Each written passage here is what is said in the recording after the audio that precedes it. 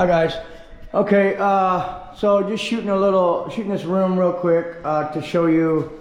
Okay, so I got a piece. I gotta go across there. All right, so I'm just spraying these walls, right? And you know I already did the ceilings, right?